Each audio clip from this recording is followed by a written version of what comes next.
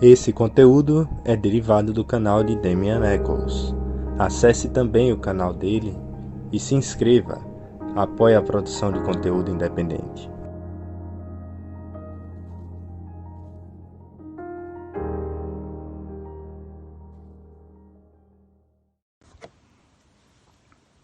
Hi guys, I just want to say first, thanks again for joining me for another video, and I hope you guys are somewhere safe and that you weren't harmed by all the storms that passed through the south last night, that you're healthy and as happy as can be in the present situation and circumstances. What I wanted to share with you today is a very, very basic and easy to do meditation. First off, this is a meditation based on alchemical principles, alchemy. But when people think of meditation, they usually think meditation is one thing. You know, either it's watching your thoughts, or it's just sitting doing nothing, or, you know, they think of it as like this really strained concentration. And for me to be honest, those kinds of meditations never really did very much for me. I always got incredibly bored with them. I lost interest really fast. And I didn't experience a great deal of any sort of change within myself or within my consciousness or anything else while I was doing those kinds of meditations. For me, and this is what draws me to Magick so much, for me what really works the most is doing some sort of energy work and coupling it with visualization. So this meditation uses visualization and energy work as well as our breath. So it's really dynamic. It's not just sitting there and concentrating on nothing. What this models internally, there are 7 stages in the alchemical process. Whenever you are taking something, whether it's an herb or whether it's a stone or whether it's a metal, and you're putting it through the process of alchemy where you are purifying it. With every stage, what you're seeking to do is rid it of more and more impurities, all the way until you get up to the phase called distillation. In the distillation phase, what you are doing is taking let me back up for a second. You start off with calcination. In calcination, what you're doing is using fire to reduce, let's say you're using an herb of some sort, you use fire to reduce the herb down to its purest essential salts. And that will be a very fine, powdery white ash. There will be nothing left in it but ash. And this is called the essential salts. What you've done is remove a great deal of the impurities, the initial impurities from the herb. You take this salt and then you put it in some sort of fluid for at least what they call an alchemical month, which is 40 days, sometimes longer. It depends on what sort of fluid you're using and what process you're putting it through. But you take that essential salts and you put it in water, and for the next 40 days, you do invocations for whatever planetary energy that you're working with. Say it's an herb that corresponds to Venus, then for the next 40 days you would do invocations of the energy of Venus and pull in as much of that energy as you possibly can and then push it into the product that you're working with, the water and the salts. Over a period of about 40 days, what happens is the fluid draws even more of the essence out of the salts.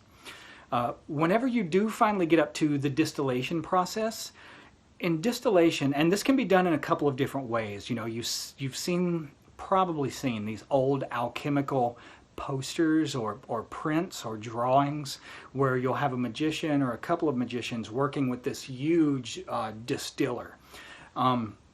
When you're distilling something, what you're doing, and you don't need one of these big fancy things when you're doing this. You can also do it with just a pot with a top on top of the stove. But what they're doing is you are evaporating and condensing the fluid that has the essence of the salts in it.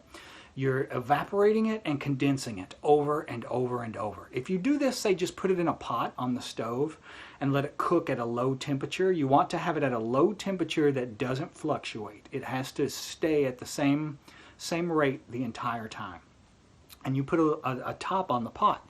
What you're doing as this fluid heats up is the water evaporates, goes up to the top, condenses on the top, and then drips back down into the pot. So you've got this cycle happening. It evaporates, it condenses, it drips back down. Evaporates, condenses, and drips back down. And it's a process that's happening over and over and over. Well, every time the water evaporates, that is going, what that symbolizes is the fluid is going from a material level of existence up into a more refined, or what we would think of as spiritual form of existence. So it's going from the world, the physical world, it evaporates and enters the spiritual. Whenever it condenses, it drips back down into the physical. So what you're doing when it's going through this process is you are sending it from the physical to the spiritual, back to the physical over and over and over again. Every single time it enters that spiritual realm, it becomes more and more purified. So that whenever it does return back to the physical realm, it brings some of what it collected in the spiritual realm with it back to the earth. So the way this looks whenever we do it to ourselves on an internal way, a friend told me this meditation one time, and whenever he told me this, it's so simple and so easy, but it's at the same time, it's completely genius, because what you're doing is mimicking that alchemical process, just with visualization and breathing exercises. So you want to envision that you have a white sphere of light, about 12 inches in diameter, resting on the crown of your head. Just envision it being so brilliant, bright white that you can't even look into it. It's blindingly bright white. And you just inhale a few times, and every time you inhale, you see it glowing brighter and brighter and brighter.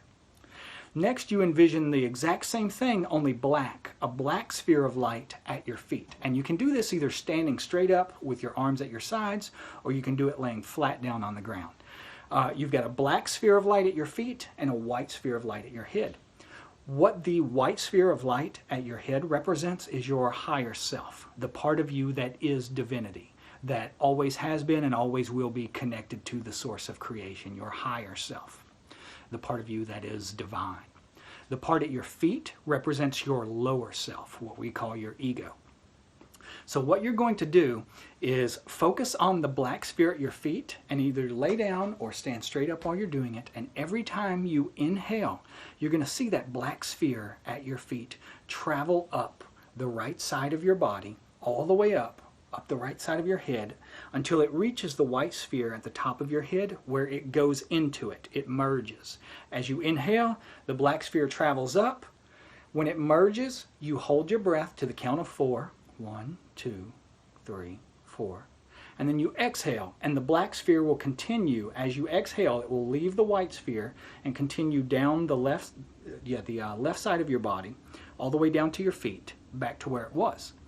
You're going to do this over and over and over, at least 5 or 6 times, preferably 10. The trick is, every time your ego, every time your small self merges with the white sphere at your head, whenever it comes out, it's going to be a lighter and lighter and lighter color. So say, for example, the sphere at your feet, the first time it's black. As it makes a rotation, it's a lighter color black. The next round, it merges. As it comes back down, it's a dark gray. Inhale and bring it back up. It merges. As you exhale and it goes back down, it's a really light pearl gray. You keep doing that over and over and over, making the black sphere lighter and lighter colored every time it makes a rotation, until eventually it is as pristine and white as the one at the top of your head.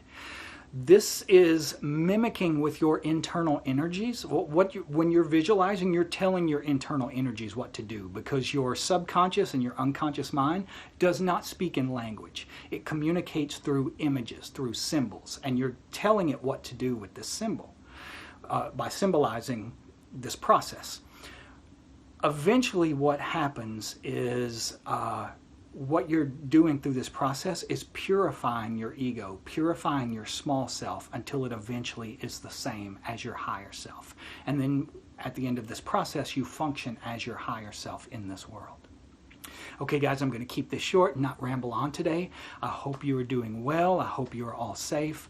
I love you guys. Thank you for being with me. If you want to find more, you can find me on Patreon, and I'll talk to you soon. Bye-bye.